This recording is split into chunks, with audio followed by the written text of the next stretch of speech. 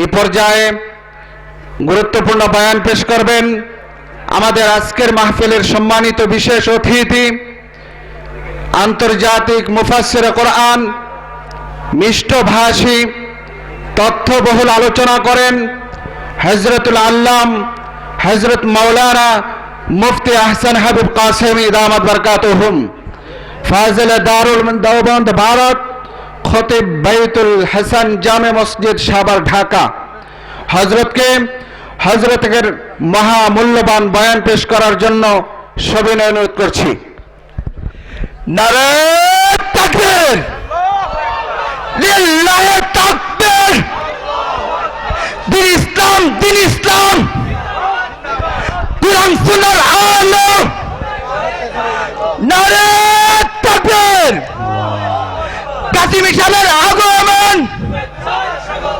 ছাত্রীকর্মীর পক্ষ থেকে নারে তাকবীর।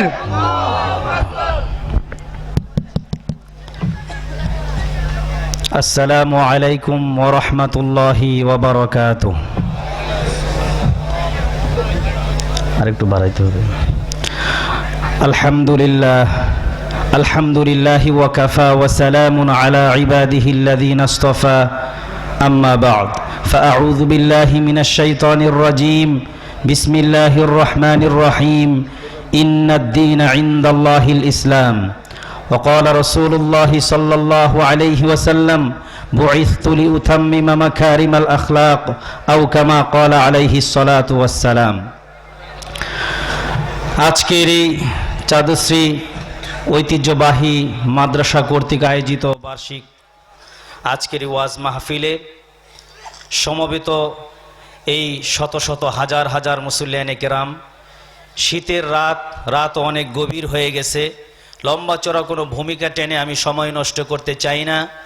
এই মুহূর্তে আমাদের এই ঠান্ডা আবহাওয়াকে আমাদের প্রাণবন্ত করার জন্য অল্প কিছু সময় হলেও আমরা ইখলাসের সাথে আলোচনাগুলো শুনব, আমল করার নিয়ত করব ইনশাআল্লাহ। এই জন্য যেহেতু সময় স্বল্প, প্রত্যেকটা পয়েন্ট মনোযোগ দিয়ে বোঝার জন্য চেষ্টা করতে হবে। রাজি আছেন ইনশাআল্লাহ? লম্বা চড়া ভূমিকা নয়, খুব সহজে বোঝার জন্য চেষ্টা করবেন।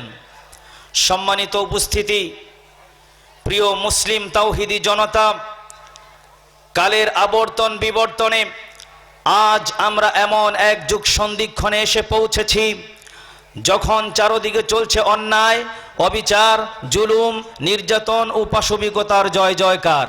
ক্ষমতার অপব্যবহার, দলীয়করণ, সাম্প্রদায়িকতা, পক্ষপাতিত্ব, সাম্প্রদায়িক দাঙ্গা, দুঃশাসন, শোষণ, একনায়কতন্ত্র, সন্ত্রাসী, টেন্ডারবাজি ইত্যাদি নানা দুর্নীতিতে ছেয়ে গেছে আমাদের দেশ, বলতে গেলে গোটা পৃথিবী।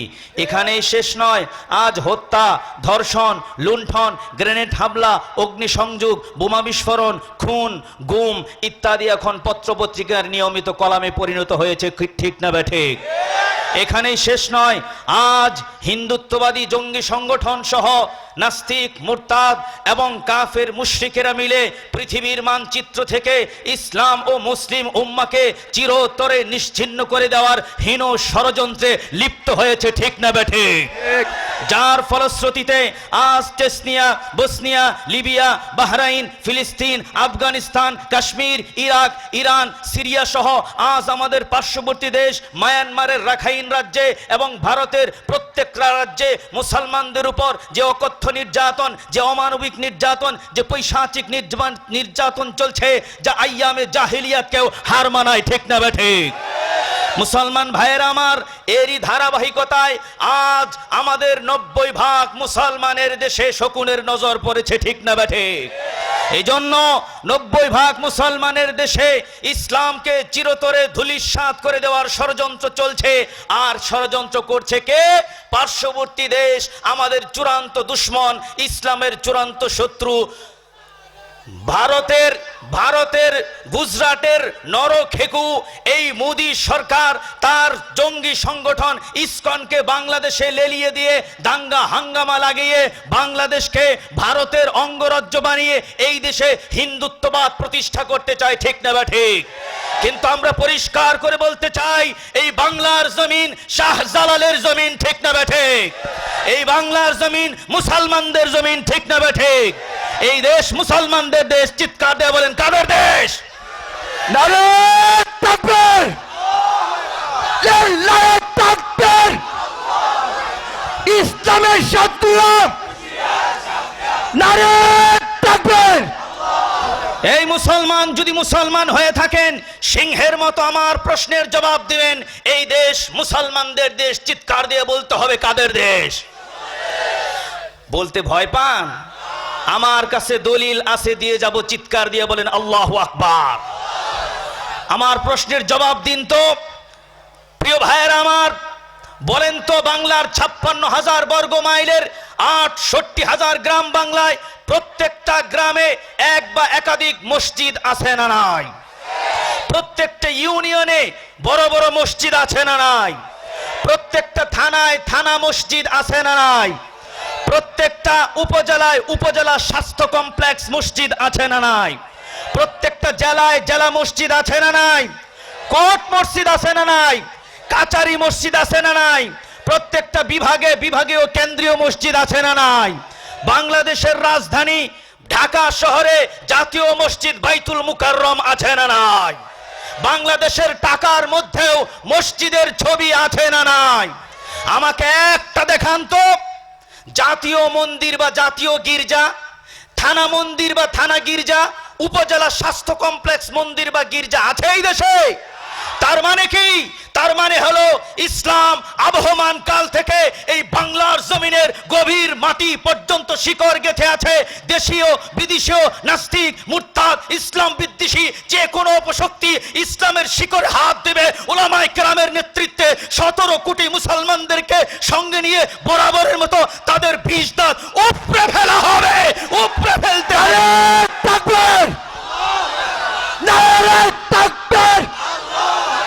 দিন ইসলাম, দিন ইসলাম! কোরআন সুন্নাহর আলম! ইসলামের শত্রুরা নারে তাকবীর! মুসলমান ভাইয়েরা আমার, এজন্য আজ আমাদের এই বাংলার জমিনে আমরা দেখেছি অন্যায় অপরাধ জুলুম নির্যাতন হচ্ছে, সিগারেট মার্ডার হচ্ছে, খুন হচ্ছে, গুম হচ্ছে। এই দেশে দুর্নীতি করে করে দেশটাকে আজ সন্ত্রাসীদের অভয়ারণ্যে পরিণত করা হয়েছে। কথা কোন ঠিক না বেঠে? এজন্য ইতিহাস বলছে, এই বাংলাদেশে আমরা আওয়ামী লীগ দেখেছি, বিএনপি দেখেছি, জাতীয় পার্টি দেখেছি, জাসদ দেখেছি, রাম বাম দেখেছি। এই বাংলার মানুষের ভাগ্য খুলে নাই, মানুষ নিরাপত্তা পায় নাই, বেঁচে থাকার স্বাধীনতা পায় নাই, কথা বলার অধিকার পায় নাই, দুর্নীতি মুক্ত হয় নাই। এজন্য বাংলার জমিন থেকে আগামীতে দুর্নীতি বন্ধ হওয়ার জন্য, খুন গুম সিগারেট মার্ডারকে বন্ধ করার জন্য, মানুষের শান্তি শৃঙ্খলা ফিরিয়ে আনার জন্য বাংলার জমিনে একমাত্র সমাধান 17 কোটি মুসলমানের পক্ষ থেকে, আর কোন তন্ত্র মন্ত্র নয়। আমরা বাংলার জমিনে বাংলার সংসদ আল্লাহর কোরআন দিয়ে রাষ্ট্র পরিচালনা করতে চাই, ঠিক না বেঠে? নারে তাকবীর! লিল্লাহি তাকবীর! এজন্য মুসলমান ভাইয়েরা আমার, সঙ্গত কারণেই আজ এই বিশাল জনসমুদ্রের সামনে আমি আলোচনা করতে চাই ইসলামী শাসন ব্যবস্থার সৌন্দর্য, গুরুত্ব এবং প্রয়োজনীয়তা। সময় স্বল্পতার মধ্য দিয়েও এই আলোচ্য বিষয়ের উপরে হক অনুযায়ী বলার, হক অনুযায়ী শোনার, সর্বোপরি হক অনুযায়ী আমল করার তৌফিক আমাদের সবাইকে দান করুন। সকলে বলি আমিন। সম্মানিত উপস্থিতি, যদি রাষ্ট্রে ইসলাম কায়েম থাকে, কোরআন সুন্নাহর আইন দিয়ে যদি রাষ্ট্র পরিচালিত হয়, রাষ্ট্র এক নাম্বার যে উপকার পাবে তা হচ্ছে মানুষের বেঁচে থাকার অধিকার, মানুষের জান এবং মালের নিরাপত্তা। কারণ ইসলাম কোরআন আর হাদিস দিয়ে আর সাহাবায়ে কেরামের দিয়ে এই পৃথিবীতে প্রমাণ করে দিয়ে গিয়েছে কিভাবে একটি দুর্নীতি মুক্ত, একটি অন্যায় অপরাধ সন্ত্রাস মুক্ত সমাজ গঠন করা যায়, ঠিক না বেঠে? কেননা কোরআন যখন সংবিধান হবে, মানুষের জান এবং মালের নিরাপত্তার বিধান করবে, কোরআন আমাদেরকে গাইডলাইন দিবে। আল্লাহ রাব্বুল আলামিন বলেন, মান কাতালা নাফসান বিগাইরি নাফসিন أو فساد في الأرض فكأنما قتل الناس جميعا ومن أحياها فكأنما أحيا الناس جميعا কোন ব্যক্তি যদি এই পৃথিবীতে অন্যায়ভাবে একজন মানুষকে যদি হত্যা করে, আল্লাহ রব্বুল আলামিন বলেন আমার বিচারে সে একজন হত্যা করে নাই, কেমন যেন গোটা পৃথিবীর সমস্ত মানুষকে হত্যা করেছে। সুতরাং এই ব্যক্তির শাস্তি হবে বড় ভয়ঙ্কর। একে কোনোভাবেই আইনের আওতায় না এনে পার পাওয়ার সুযোগ দেওয়া যাবে। অথচ আমরা বাংলাদেশে দেখি নিজের দলের লোক হলে 7 খুন মাপ আছে না নাই? নিজের দলের ক্যাডারেরা রাস্তায় কুপিয়ে কুপিয়ে তনুকে হত্যা করবে, খাদিজাকে কুপিয়ে মারবে, বাংলাদেশে বিচার হয় না। আল্লাহর কোরআন বলছে, নবীর হাদিস বলছে, আল মুসলিমু মান সালিমাল মুসলিমুনা মিন লিসানিহি ওয়া ইয়াদিহি। আরে মুসলমান তো তুমি হতেই পারবে না যতক্ষণ পর্যন্ত তোমার হাত এবং মুখ থেকে অপর মুসলমান নিরাপদ না থাকবে। তুমি হত্যা করো তো দূরের কথা, তোমার হাতের ছোট্ট একটা থাপ্পড় দিয়ে, মুখের একটা ছোট্ট কথা দিয়েও অন্য মুসলমানকে, অন্য মানুষকে অন্যায়ভাবে কটু কথা বলে আঘাত দেওয়াকে হারাম ঘোষণা করেছেন কে? আল্লাহ। সেই বিধান যদি বাংলাদেশে প্রতিষ্ঠিত হয়, আর কোনো বিচার প্রাপ্তিকে আদালতের দুয়ারে দুয়ারে ঘুরতে হবে না। কথা কন ঠিক না ব্যাঠি? মুসলমান ভাইরা আমার, এই সম্পর্কে ইসলামে যদি, রাষ্ট্রে যদি ইসলাম প্রতিষ্ঠা হয়ে যায়, রাষ্ট্র পরিচালনাকারীরা যদি ইসলামের ধারক এবং বাহক হয়ে যায়, রাষ্ট্র মানুষ কিভাবে জান মালের নিরাপত্তা পাবে, ইতিহাসের একটি পাতা আপনাদেরকে শোনাই।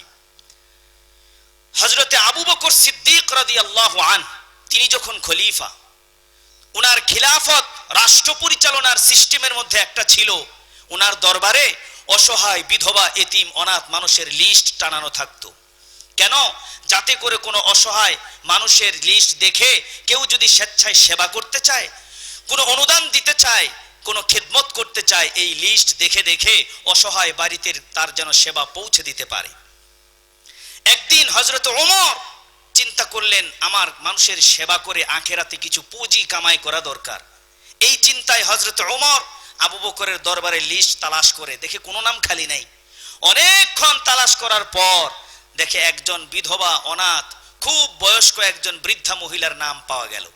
তিনি ওইখানে বুকিং দিয়ে পরের দিন ফজরের নামাজের পরে বুড়ির বাড়ির দরজা নক করে সালাম দিয়ে বলছেন, মারে, আমি ওমর ইবনুল খাত্তাব আপনার ঘরের কাজগুলো করার জন্য হাজির, আপনার ঘরের সেবা করার জন্য, চাকরগিরি করার জন্য আমি উমর এসেছি, আমাকে কোনো কাজ করার সুযোগ দিন, আখেরাতের পুঁজি কামাই করার আমার রাস্তা খুলে দিন। আল্লাহু আকবার। বুড়ি জবাব দিচ্ছেন, বাবা আসছো ভালো কথা, তোমার আগে আরেকজন এসে ইতিমধ্যেই সব কাজ করে দিয়ে চলে গেছেন। আল্লাহু আকবার। সাহাবায়ে কেরামের আমল নিয়ে কেমন প্রতিযোগিতা ছিল। হযরত ওমর মনে মনে ভাবলেন, তাহলে আমাকে আরো আগে আসা লাগবে। এই চিন্তায় হযরত ওমর পরের দিন ফজরের আজানের সময় বুড়ির বাড়ির দরজা নক করে বলছে, মা, আজকেও আমি ওমর এসেছি, আজ অন্তত কিছু কাজ দেন। আজকেও বুড়ি অবাক করে জবাব দিচ্ছেন, বাবা বুঝলাম ভালো কথা, কাজ করতে আসছো, আমি বুড়ি মানুষ, সেবা করতে আসছো, কিন্তু ইতিমধ্যেই তো আল্লাহর আরেক বান্দা এসে সব কাজ করে চলে গেছেন। আল্লাহু আকবার। হযরত ওমর মনে মনে ভাবছেন, তাহলে তো আমার আরো আগে আসা লাগবে।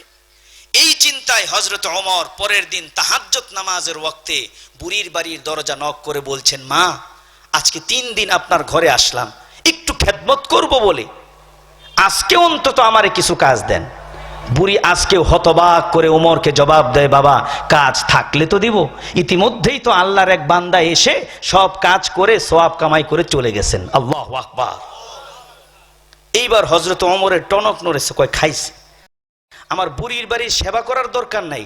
মদিনায় এত বড় আল্লাহওয়ালা বুজুর্গকে যে রাতের আধারে চুপি চুপি এসে এইভাবে খেদমত করে বুড়ির বাড়ির চাকরগিরি করে সওয়াব কামাই করে, এত বড় আল্লাহর ওলিকে আমার একটু দেখার দরকার আছে। আল্লাহু আকবার।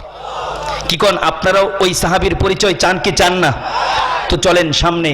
ওমর সিদ্ধান্ত নিছেন আজকে রাত্রে এশার পরে আর বাড়িতে যাবে না, বুড়ির বাড়ির সামনে গিয়ে ঝুপি ঝাড়ে আড়ালে অপেক্ষা করবেন, দেখবেন কে আসে এত রাতে।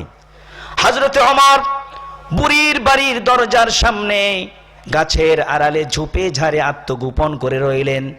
রাত গভীর হয়ে যাচ্ছে, মধ্যরাত যখন হয়ে গেল তিনি লক্ষ্য করলেন একটা লোক পা টিপে টিপে বুড়ির বাড়ির দিকে এগিয়ে আসতেছে। হযরত ওমরও রেডি, কয় আসেন দেখি আপনি কে। এবার যখন লোকটা কাছাকাছি চলে আসছে, হায় হায়, ওমরের মতো দিগ্বিজয়ী সিপাহ সালার এরকম একজন সংগ্রামী ব্যক্তিত্ব, যেমন তার দেহ তেমন তার গর্জন, রাস্তার মাঝখানে এসে আগন্তুক লোক তাকে ধমক দিয়ে বলছে, এই কে রে? যেই লোক আসতেছে সেই লোক ভয় পাবেন থাক দূরের কথা, উল্টো হযরত ওমর কাছে গিয়ে ওই ব্যক্তির চেহারা দেখে নিজেই চমকায় গেছেন। আল্লাহু আকবার। হযরত ওমর ভালো করে কাছে গিয়ে তাকায় দেখেন, আল্লাহু আকবার, আল্লাহু আকবার, আল্লাহু আকবার। এটা তো দুনিয়ার কোনো সাধারণ মানুষ নয়, সমস্ত সাহাবীরা যাকে জানে আল্লাহর নবীর পরের শ্রেষ্ঠ ব্যক্তিত্ব, এই মুহূর্তে গোটা মুসলিম জাহানের শ্রেষ্ঠ ব্যক্তি খলিফাতুল মুসলিমিন, আরে এ তো আবু বকর সিদ্দিক রাদিয়াল্লাহু তাআলা আনহু। চিন্তা করতে পারেন, হযরত ওমর আবু বকরকে দেখে চমকায় গেছেন, সাথে সাথে হাতটা জড়ায় ধরে হযরত ওমর চোখের পানি ছেড়ে দিয়ে বলছেন, ভাই আবু বকর, আপনি আপনি এখানে? আপনি না আমাদের প্রেসিডেন্ট, আপনি না মুসলিম জাহানের খলিফা, আপনি সারাদিন এত পরিশ্রম করেন, এত কাজ করেন, একটা মিনিট বিশ্রাম নেওয়ার সুযোগ আপনার নাই, অথচ আপনি কিনা আসছেন রাত্রেবেলা চুপি চুপি চাকর হইয়া বুড়ির ভারির সেবা করতে? চিন্তা করা যায়? এখানেই শেষ নয়, অবাক হয়ে যাবেন।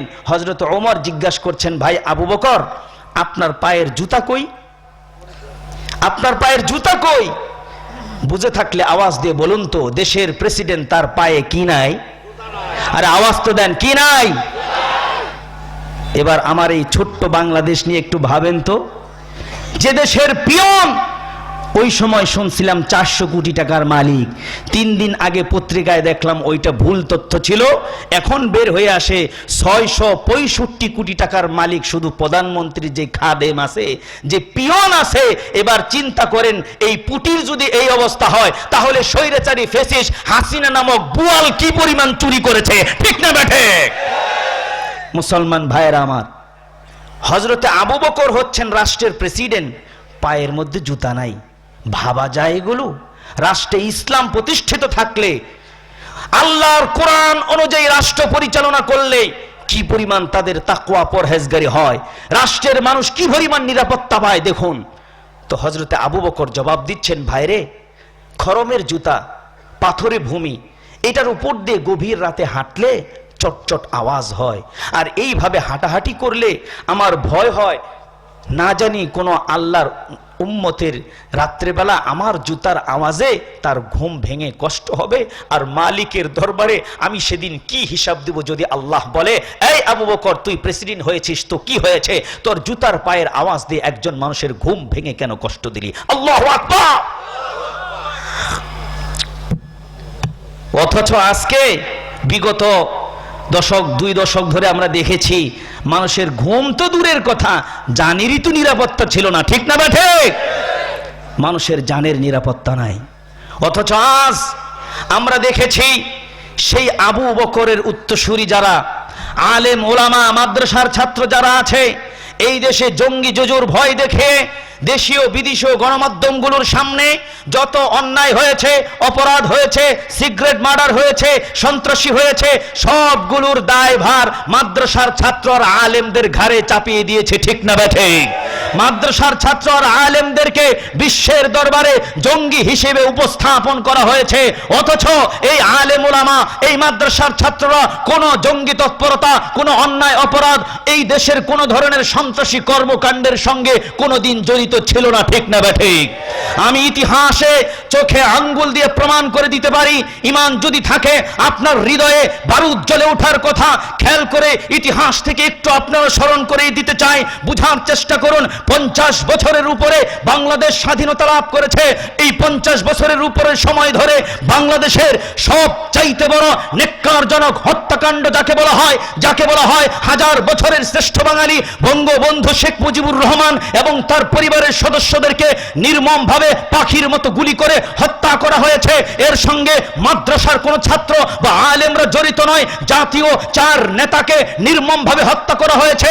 এর সঙ্গেও মাদ্রাসার কোন ছাত্র বা ছাত্রবা আলেমরা জড়িত নয়। শহীদ প্রেসিডেন্ট জিয়াউর রহমানকে হত্যা করা হয়েছে, এর সঙ্গেও মাদ্রাসার ছাত্র বা আলেমরা জড়িত নয়। 2005 সালে সারা বাংলাদেশে সিরিজ বোমা হামলা হয়েছে, এর সঙ্গেও মাদ্রাসার ছাত্র বা আলেমরা জড়িত নয়। হোলি আর্টিজানে জঙ্গি হামলা হয়েছে, এর সঙ্গেও মাদ্রাসার ছাত্র বা আলেমরা জড়িত নয়। বিডিআর বিদ্রোহ হয়েছে, এর সঙ্গেও মাদ্রাসার ছাত্র বা আলেমরা জড়িত নয়। ইলিয়াস আলী সহ অসংখ্য মানুষকে গুম করা হয়েছে, এর সঙ্গেও মাদ্রাসার ছাত্র বা আলেমরা জড়িত নয়। সাগর রুনিকে হত্যা করা হয়েছে, এর সঙ্গেও মাদ্রাসার ছাত্র বা আলেমরা জড়িত নয়। জাতির শ্রেষ্ঠ সন্তান বুয়েটের শিক্ষার্থী আবরার ফাহাদকে পিটিয়ে পিটিয়ে হত্যা করা হয়েছে, এর সঙ্গেও মাদ্রাসার ছাত্র বা আলেমরা জড়িত নয়। তনু এবং খাদিজাকে কুপিয়ে হত্যা করা হয়েছে, এর সঙ্গেও মাদ্রাসার ছাত্র বা আলেমরা জড়িত নয়। এইভাবে করে রিজার্ভ ব্যাংক চুরি হয়েছে, মাদ্রাসার ছাত্র বা আলেমরা জড়িত নয়। সোনালী ব্যাংক ডাকাতি হয়েছে,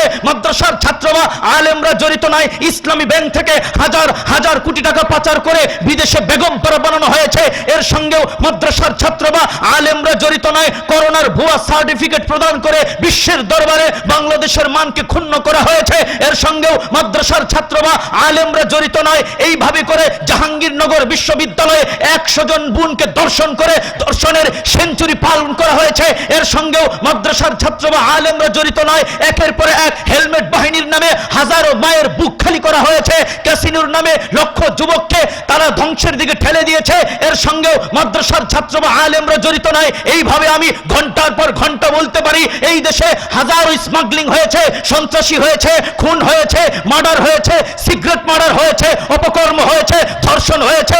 আমাদের মূল ধারার কোন আলেম, কোন মাদ্রাসার ছাত্র এগুলোর সঙ্গে জড়িত না থাকার পরেও বারবার তাদের দিকে আঙ্গুল তোলা হয়েছে।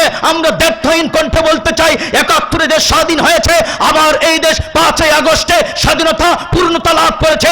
এরপরেও যদি ভবিষ্যতে বাংলার কোন নাস্তিক, কোন মুরতাদ, কোন ইসলাম বিদ্বেষী দেশীয় বিদেশীয় কোন শত্রু আর কোন যদি জঙ্গি খেলা বলে মাদ্রাসার ছাত্র আলেমদেরকে দোষী সাব্যস্ত করতে চায়, খোদার কসম আলেমদের নেতৃত্বে 17 কোটি মুসলমানদের সঙ্গে নিয়ে প্রয়োজন হবে আবার বাংলাদেশে নতুন মুক্তিযুদ্ধ হবে, নতুন মুক্তিযুদ্ধ হবে।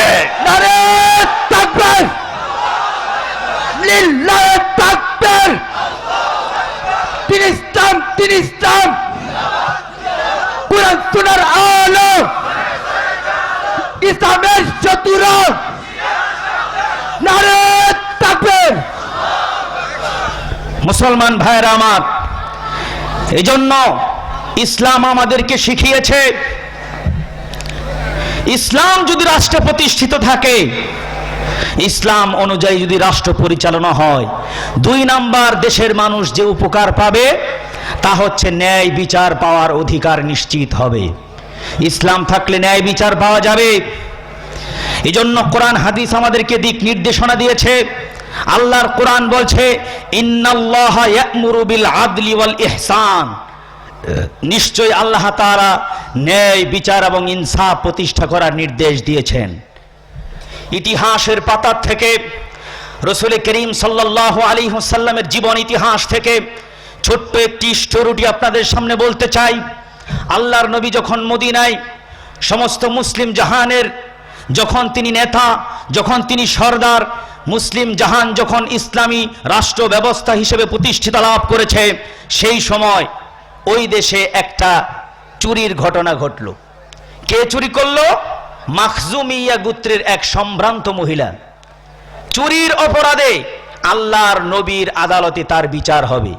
আপনারা জানেন কিনা জানি না, চুরি করার পর ধরা পড়লে ইসলামের শাস্তি হচ্ছে হাত কেটে দেওয়া। বিধান দিয়েছেন কে? আওয়াজ দিয়ে বলতে হবে কে? আল্লাহ বলছেন, আস-সারিকু ওয়াস-সারিকাতু ফাকতাউ আইদিয়াহুমা, চোর এবং চুন্নি চুরি করার পর ধরা পড়লে তাদের হাতগুলো তোমরা কেটে দাও। বাংলাদেশে ফ্যাসিস্ট সরকারের আমলে এই আইন বাস্তবায়ন হলে অন্তত 360 জনের হাত কাটা পড়বে। কথা কোন ঠিক না ব্যাঠে? এক একটা চুরের লিডার। কথা কোন ঠিক না ব্যাঠে?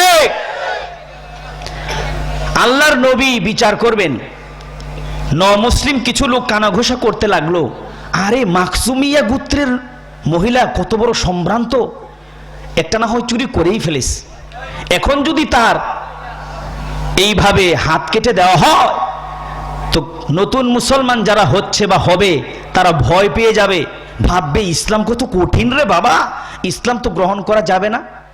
কাজেই আল্লাহর নবীর কানে কানে কি কেউ একটু সুপারিশ করতে পারো না, যেন এই বিচারটা লাঘব করা হয়, হাতটা যেন না কাটা হয়। সাহাবীরা বলছে, কার এত দুঃসাহস আল্লাহর আইনে হাত দিবে? আমরা কেউ পারবো না বাবা। এবার দু একজন মিলে নবীজির পালক পুত্র জায়েদ, তার ছেলে উসামা ইবনে জায়েদ, ছোট মানুষ অথচ আল্লাহর হাবিব তার পালক পুত্রর ছেলেকে এত ভালোবাসতেন, তার উপাধি হয়ে গিয়েছিল হিব্বু রসুলিল্লাহ, মানে রসুলের প্রেমাস্পদ। আমরা সবাই ভালোবাসি আমাদের নবীকে, কথা কন ঠিক না ভাই ঠিক? আর রসুল ভালোবাসতেন উসামা ইবনে জায়েদকে। আল্লাহু আকবার! সাহাবীরা তার উপাধি দিয়েছিল হিব্বু রসুলিল্লাহ, মানে রসুল নিজেই যারে বড় ভালোবাসে। সবাই বলল এই কাজ উসামা ছাড়া আর কেউ করতে পারবে না। উসামার বয়স তত বেশি নয়, ভুলভাল বুঝায়া নবীর কাছে পাঠাইছে। উসামা রাদিয়াল্লাহু আনহু নবীজির কানে কানে এসে বলছেন, ইয়া রাসূলুল্লাহ, যেই লোকটা ধরা পড়েছে এই মহিলা তো মাখজুমিয়া গোত্রের বড় সম্ভ্রান্ত নারী, তার হাত কাটা হলে মানুষ ভীত হবে, ইসলামের ব্যাপারে মানুষ আতঙ্কিত হয়ে যাবে, তার শাস্তিটা কি না দিলে হয় না? আল্লাহর নবীর কানে আওয়াজ আসতে দেরি। হাদিস বলছে, হাদিসের রিওয়ায়াত হচ্ছে, নবীজির চেহারা রাগে অগ্নি শর্মা হতে দেরি হয় নাই। এটা কেমন কথা? সঙ্গে সঙ্গে তিনি দাঁড়িয়ে গেলেন, সমস্ত সাহাবীদের সামনে দীপ্ত কণ্ঠে তিনি ঘোষণা দিতে লাগলেন, এই সাহাবাই কারাম, তোমরা কি বলছো, কি নিয়ে কথা বলছো? আল্লাহর দেওয়া আইন বিচার ব্যবস্থায় প্রতিষ্ঠিত হবে, আল্লাহর দেওয়া আইন থাকবে, কিন্তু বাস্তবায়ন হবে না, যেটা আমাদের দেশে আছে। আইন আছে না নাই? ডাকাতি করলে, সন্ত্রাসী করলে, ধর্ষণ করলে বিচার হবে, আইন আছে না নাই? বাস্তবায়ন, কথা কন, বাস্তবায়ন নাই। আল্লাহর নবী সেটাই বলছেন, এই পূর্ববর্তী যুগে যারা ধ্বংস হয়েছে, নিজেদের দলের লোকেরা অন্যায় করলে, বড় লোকেরা অন্যায় করলে বিভিন্নভাবে পাশ কাটায় দিত, আর সাধারণ দুর্বল মানুষ, সাধারণ গরিব ঘরের মানুষ অন্যায় করলে কঠিনভাবে শাস্তি বাস্তবায়ন করত। তোমরা কি সেই পথ ধরেছ? শোনো, ইসলামে এ ধরনের কোনো বৈষম্য, কোনো স্বজনপ্রীতি, কোনো আইনকে অবহেলা করার কোনো সুযোগ নেই। নবী যেই ঘোষণাটা দিয়েছেন তার কথা কিয়ামত পর্যন্ত স্বর্ণাক্ষরে রেখা রাখলেও তার দাম পূর্ণ হবে না। আল্লাহর হাবিব বলেছেন, লাউ আন্না ফাতিমাতা বিনত মুহাম্মাদিন সারাকাত লাকাতাতু ইয়াদাহা। আল্লাহর কসম, আল্লাহর কোরআনের আইন বাস্তবায়ন করতে গিয়ে আমি নবী মুহাম্মদের মেয়ে ফাতেমা যদি আজকে চুরি করে ধরা পড়তো, কোন স্বজনপ্রীতি নয়, আমার মেয়ের হাত আমি নবী নিজ হাতে কেটে দিয়ে ইসলামের আইন বাস্তবায়ন করে দিতাম রাষ্ট্রে। আল্লাহু আকবার! চিন্তা করেছেন, এই আইন যদি বাস্তবায়ন হয়, এই দেশে কোনো দুর্নীতি থাকবে? সন্ত্রাসী থাকবে? কোনো অন্যায় অপরাধ থাকবে না। অথচ আমরা দেখেছি এই বাংলাদেশে হাজার হাজার বিচার বহির্ভূত হত্যা হয়েছে। এই বাংলাদেশে শত শত বোনকে ধর্ষণ করা হয়েছে,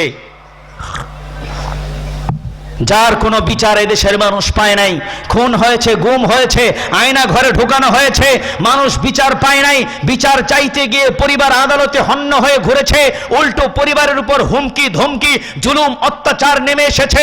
এজন্য মুসলমান, আপনি মুসলমান, ঈমান যদি আপনার শরীরে যাররা পরিমাণ থাকে, সিদ্ধান্ত আপনাকেই নিতে হবে। বাংলার জমিনে অনতিবিলম্বে এই দেশে শাসন, শোষণ, নিপীড়ন, জুলুম, অত্যাচার, খুন, মার্ডার, ধর্ষণ, এ সমস্ত ইতিহাসকে পরিত্যাজ্য করে দিয়ে, ইতিহাসের রাস্তা করে নিক্ষেপ করে দিয়ে, আগামীতে এই বাংলাদেশে একটি স্বাধীনতাকামী, এই বাংলাদেশে দুর্নীতিমুক্ত, খুন গুম ধর্ষণ মুক্ত একটি আইন শৃঙ্খলা শান্তি প্রতিষ্ঠার লক্ষ্যে আগামী দিনে আমরা চাই একটি ইসলামী রাষ্ট্র প্রতিষ্ঠা হবে। ইসলামী রাষ্ট্র প্রতিষ্ঠা করার জন্য আমি আপনাদের কাছে জানতে চাই, যদি রক্ত দিতে হয়, যদি রাস্তায় নামতে হয়, যদি আন্দোলন করতে হয়, যদি সংগ্রাম করতে হয়, বুকের তাজা রক্ত রাজপথে ঢেলে দিয়ে যদি আন্দোলন করতে হয়, ফাঁসির কাষ্ঠে ঝুলে শাহাদাতের পিয়ালা পান করে বাংলার জমিনে ইসলামী রাষ্ট্র প্রতিষ্ঠা করার জন্য যদি আল্লামা মামুনুল হক, জুনায়েদ বাবুনগরীর উত্তরসূরিরা যদি আমাকে আপনাকে ডাক দেয়, বুকের তাজা রক্ত রাজপথে ঢেলে দিয়ে শাহাদাত পান করার জন্য, রাষ্ট্রে ইসলাম প্রতিষ্ঠা করার জন্য কারা কারা রাজি আছেন? হাত তুলে দেখা। নারে তাকবীর! লিল্লাহি তাকবীর! আল কোরআনের আলো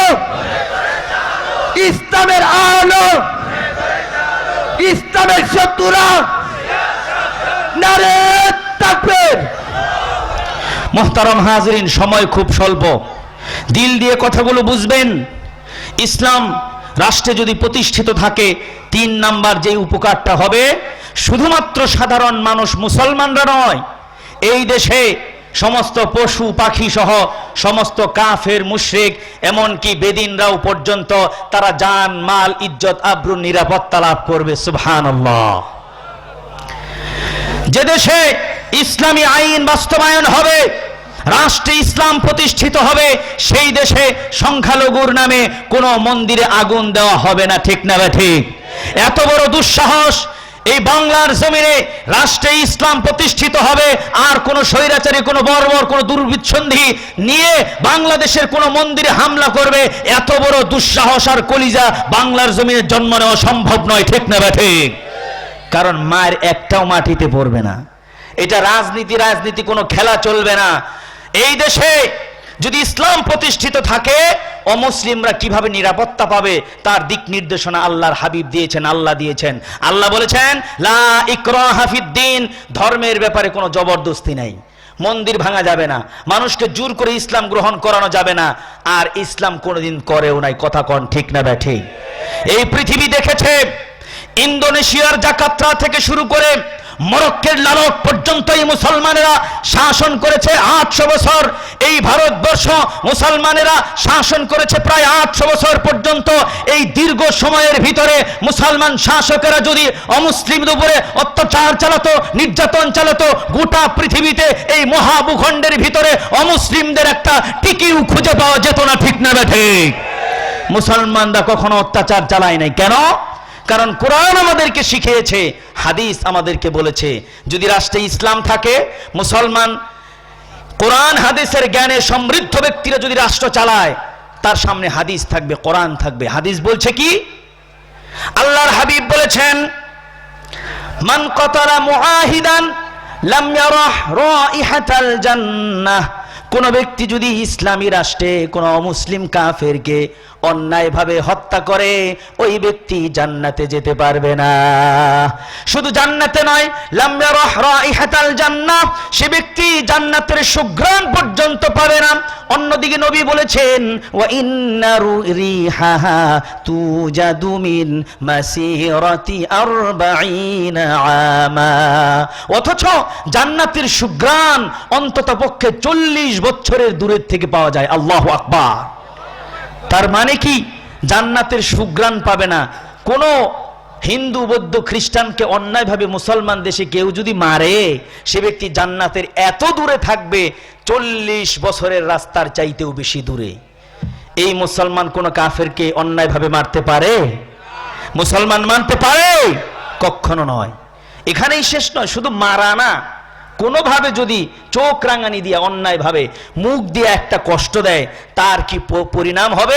রাসূল বলছেন মান আযা যিম্মিয়ান আনা খাসসামতুহু ইয়াউমাল কিয়ামাহ, কোন ব্যক্তি যদি অমুসলিম কোন কাফেরকে অত্যাচার করে কষ্ট দেয়, কোনোভাবে যদি কষ্ট দেয়, সেই কষ্ট হাত দিয়ে হতে পারে, মেরে হতে পারে, চোখ রাঙিয়ে হতে পারে, যে কোনো ষড়যন্ত্র করে হতে পারে, মুখের একটা জবানের আওয়াজ দিয়ে হতে পারে, যে কোনোভাবে কোনো অমুসলিম কাফেরকে মুসলিম রাষ্ট্রে অন্যায়ভাবে যদি কোনো কষ্ট দেয়, কিয়ামতের দিন যে কষ্ট দিল মুসলমান, আসামির কাঠগড়ায় দাঁড় করিয়ে আল্লাহ হবে বিচারক, আমি সেখানে তার বিরুদ্ধে মামলা দায়ের করব। আল্লাহু আকবার। এটার নাম ইসলাম। এই হাদিস যার জানা থাকবে, সে কোনোদিন অমুসলিম কাফেরদের উপর অন্যায়ভাবে জুলুম করতে পারে না। ঠিক না বেঠে? কিন্তু আজ আমরা দেখছি মুসলমানরা তো তার আদর্শে বহাল আছে, অন্যায়ভাবে মুসলমান কোনোদিন অমুসলিমদের উপর অত্যাচার চালায় না। বাংলার জমিনে আজ পর্যন্ত কোনো হিন্দুর গলা চেপে ধরে বলা হয় নাই আল্লাহু আকবার বল, না হলে তোকে মেরে ফেলবো। অথচ বিপরীতে আজ ভারতে প্রত্যেক দিন একবার দুইবার নয়, শতবার ঘটছে, আর মুরব্বী বাবাদেরকেও ছাড়া হচ্ছে না, গলায় চাপ দিয়ে ধরে দাড়িগুলো কেটে দিয়ে জোর করে বলা হচ্ছে জয় শ্রীরাম বল, এখন তো দাড়ি কেটেছি, না বললে তোর কল্লাটাই কেটে দিব। দিব। এই মুহূর্তে আমরা বলতে চাই, আজ আমাদের পাশের দেশ ভারতের মধ্যে মুসলমানদের উপর যে অত্যাচার চলছে, যে নির্যাতন চলছে, নরেন্দ্র মোদীর আরএসএস এর কুত্তা বাহিনীরা, সন্ত্রাসী জঙ্গি সংগঠনেরা জায়গায় জায়গায় মুসলমানদের ঘর বাড়িগুলোকে বুলডোজার দিয়ে ভেঙে গুড়িয়ে দিচ্ছে, মুসলমানদের মসজিদগুলোকে ভেঙে দিচ্ছে, আল্লাহর কোরআনের মধ্যে আগুন জ্বালিয়ে দিচ্ছে, মুসলমানদেরকে জোরপূর্বক ধর্ষণ করছে মা বোনদেরকে, এমনকি মসজিদের মিনার ভেঙে সেখানে তারা তাদের হনুমানের পতাকা টাঙিয়ে উল্লাস করতেছে। আমি বলতে চাই, হে নরেন্দ্র মোদী, হে গুজরাটের কসাই, হে ইসলামের দুশ্মন, হে কোরআনের দুশ্মন, হে রাসূলের দুশ্মন, স্পষ্ট ভাষায় বলে দিতে চাই, তুমি আল্লাহর ঘরে আগুন দিয়ে, নবীর ঘরে আগুন দিয়ে, মাদ্রাসা জ্বালিয়ে দিয়ে, আল্লাহর নবীর উম্মতের ঘরগুলো গুড়িয়ে দিয়ে, আল্লাহর মসজিদের ঘরের উপরে হনুমানের পতাকা টানিয়ে দিয়ে প্রকারান্তরে বাংলাদেশের নয়, শুধু গোটা পৃথিবীর 200 কোটি মুসলমানদের কলিজার ভিতরে জিহাদের দামামা বাজিয়ে দিয়েছেন। ঠিক না ঠিক? নারে তাকবীর, নারে তাকবীর। আল কোরআনের আলো, একটা দিস আরেকটা কই, কোরআন সুন্নাহর আলো, একটা দিস আরেকটা থাকবে না এখানে? নারে তাকবীর। লাগে না? তুমি ওয়াজ করো না, একটা দিয়ে হলে এইভাবে এক জায়গায় কথা বলতে একটু নড়াচড়া করা যায় না। এইদিকে নড়লে কি আওয়াজ হবে? তো একটা মাইক থাকলে আমি এদিকেও একটু ঘুরতে পারবো, এদিকে ঘুরতে পারবো, এ কয় লাগে না। তুমি আসো, দেখছেন এত বড় একটা মাহফিল, এই এলাকার সবচাইতে বড় মাহফিল, কথা কোন ঠিক না ভাই? ঠিক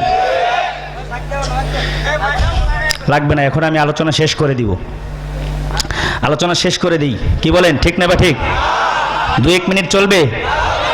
কতক্ষণ? সারা রাত। 14 দিন যাবৎ সফরে বের হয়েছে, আজকে 14তম দিন।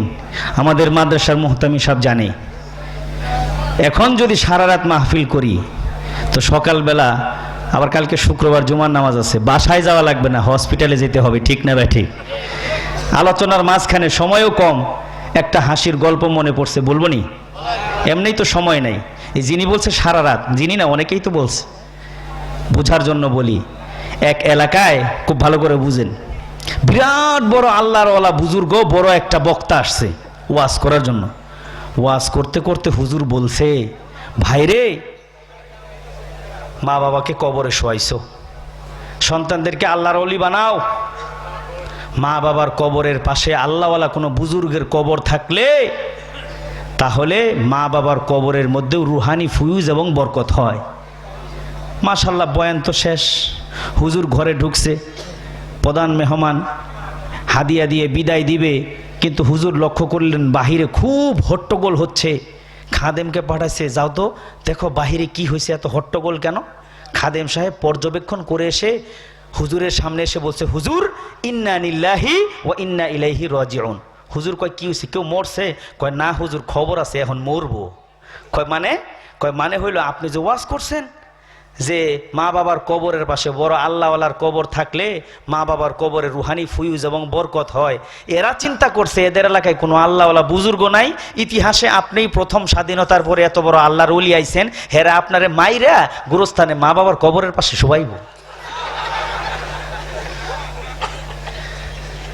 তো আমার কত দরদি ভাই চিন্তা করতেছে, সারা রাত ওয়াজ করেন, তো কালকে আর বাসায় যাওয়া লাগবে না, যাইতে হবে হসপিটালে। না, এত সময় আমারও নাই। যেখানে আমার আলোচনা করার কথা ছিল রাত 9টায়, সেখানে রাত চলে আসছে 12টার উপর বোধ হয়। তো আল্লাহ মাফ করেন, আমি সংক্ষেপে আলোচনা শেষ করে দিচ্ছি, চলেন। মুহতারম হাজিরিন, যে কথা বলতেছিলাম, আজ আমরা এমন এক ক্লান্তি লগ্নে এসেছি যখন আমাদের বিশ্ব মানবতার মুক্তির জন্য একমাত্র পথ হচ্ছে ইসলাম। কথা কন ঠিক না ভাই? ঠিক। ইসলাম আমাদেরকে একমাত্র সমাধান দিতে পারে।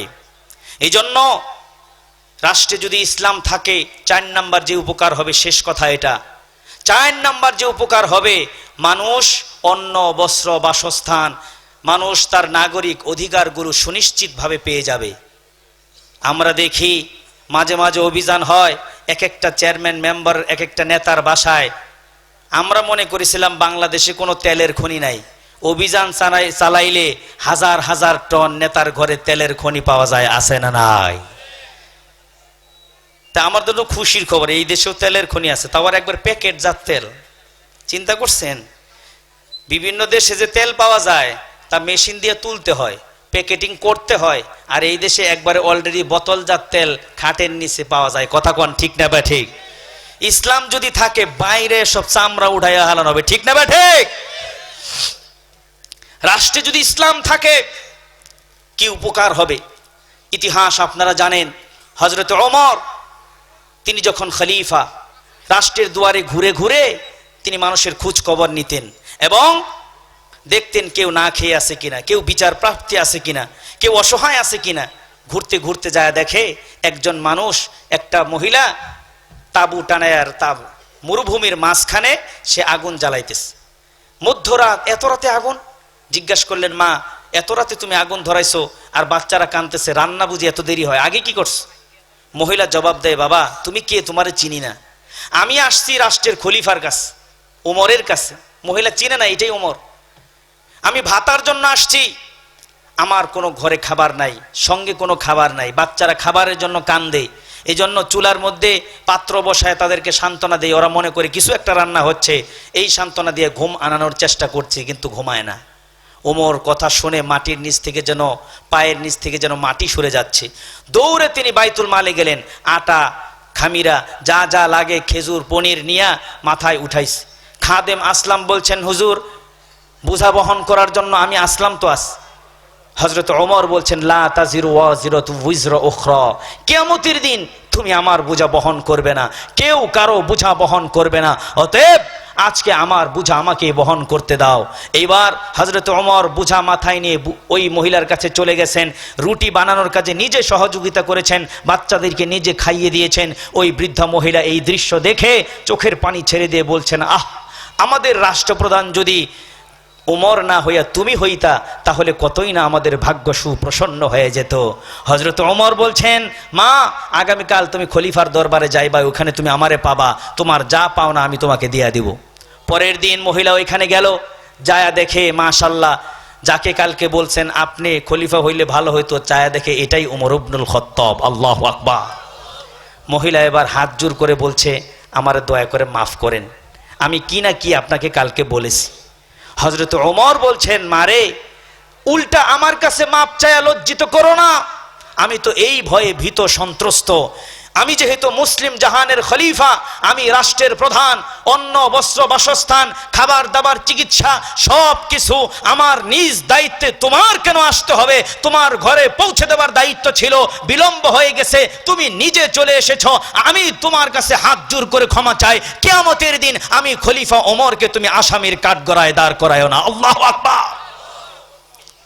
এইটার নাম হচ্ছে ইসলাম।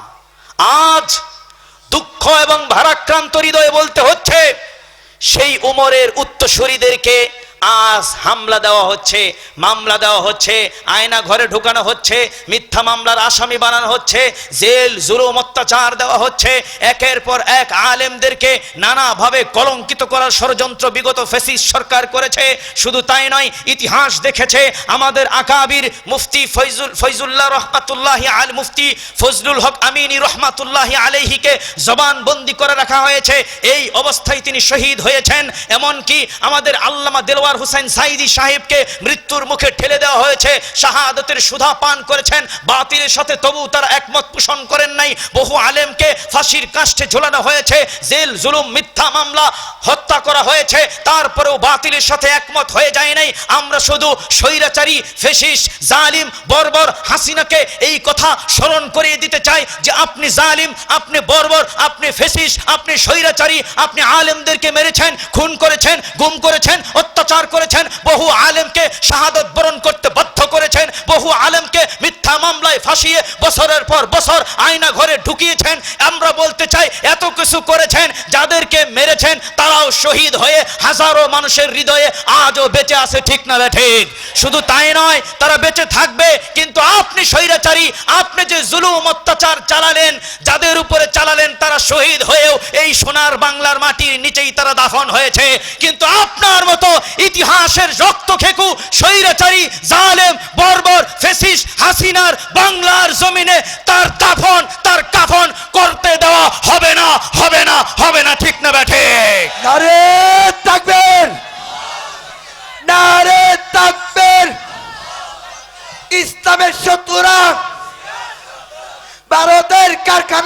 ভেঙে দাও, গড়িয়ে দাও। ভারতের কারখানা, নারে তাকবীর। মুহতারাম হাজিরিন, এভাবে হক এবং বাতিলের দ্বন্দ্ব চিরন্তন কিয়ামত পর্যন্ত চলবে। কথা কোন ঠিক না ঠিক?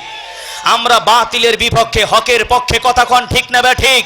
বাতিল চিরকালই এসেছে, বিতাড়িত হয়েছে, হক বিজয়ী হয়েছে। আমরা হকের পক্ষে ছিলাম, হকের পক্ষে আছি, জীবন চলে গেলেও হকের পক্ষে থাকব।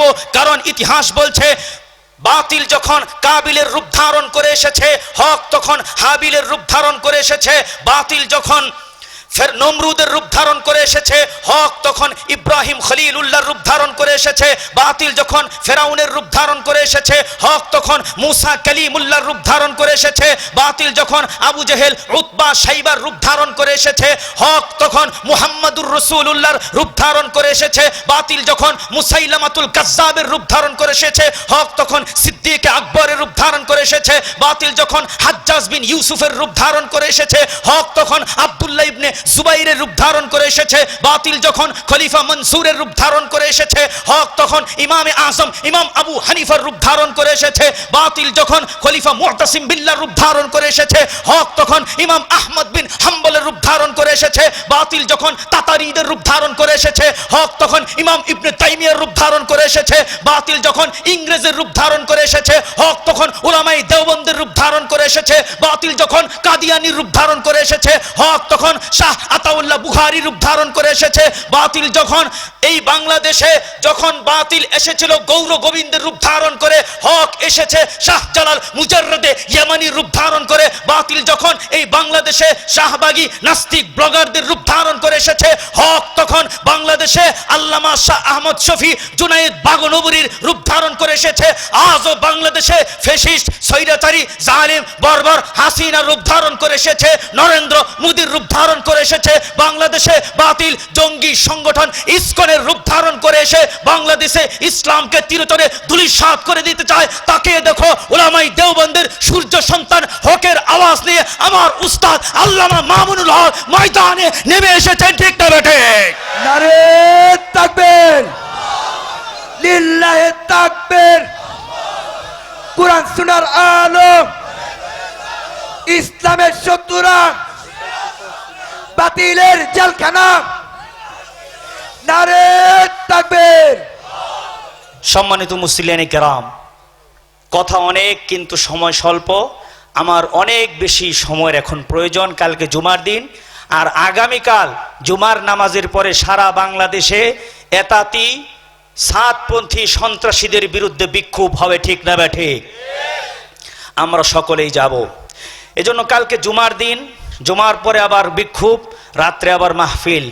ইনশাআল্লাহ আমি আপনাদের আর সময় নেব না। আপনাদের উদ্দেশ্যে একটি উদারত আহ্বান করতে চাই। আমরা সকলে জান্নাত চাই কি চাই না? আওয়াজ দিয়ে বলেন, চাই কি চাই না? জান্নাত পেতে হলে দুইটা কুরবানি দেওয়া লাগবে। আওয়াজ দিয়ে বলেন, কয়টা? আল্লাহ বলেন, ইন্নাল্লাহা আশতারা মিনাল মুমিনিনা আনফুসাহুম ওয়া আমওয়ালাহুম বিআন্না লাহুমুল জান্নাহ।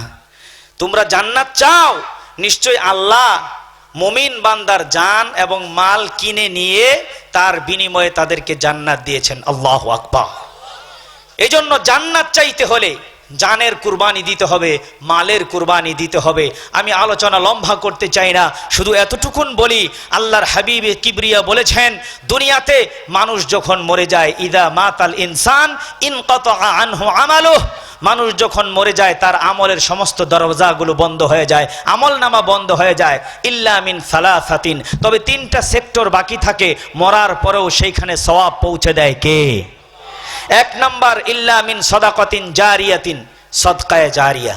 কোনো মসজিদ বানায় দেওয়া, মাদ্রাসা বানায় দেওয়া, মসজিদ মাদ্রাসায় দান করা, জনকল্যাণমূলক কাজে দান করা, যেখানে মরার পরেও ওইখানে মানুষ উপকার লাভ করতে পারবে।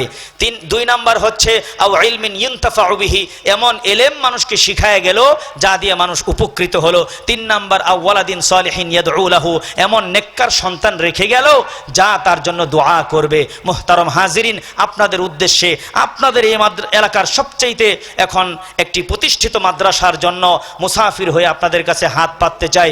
ইনশাল্লাহ 1,000, 2,000, 5,000 টাকা আজকের মাহফিলে নগদ দিবেন এবং আখিরি মোনাজাত করে যাবেন, এই উদার্তবান আপনাদের কাছে রাখতে চাই। কে কে আছেন ইনশাআল্লাহ 1,000 টাকা, 500 টাকা ইনশাল্লাহ আপনারা দিবেন। 5,000, 10,000 টাকা দেওয়ার মতো লোকও আপনাদের মধ্যে আছে।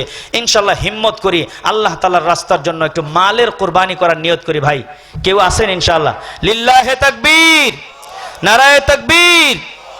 আমার ঢাকায় যে মাদ্রাসার কিতাব বিভাগে আমি সহকারী শিক্ষক হিসেবে আছি, সেই মাদ্রাসার সম্মানিত মুহতামিম আহলে জান্নাত মহিলা মাদ্রাসার শিক্ষক, তিনি নগদ 500 টাকা, বলেন মারহাবা।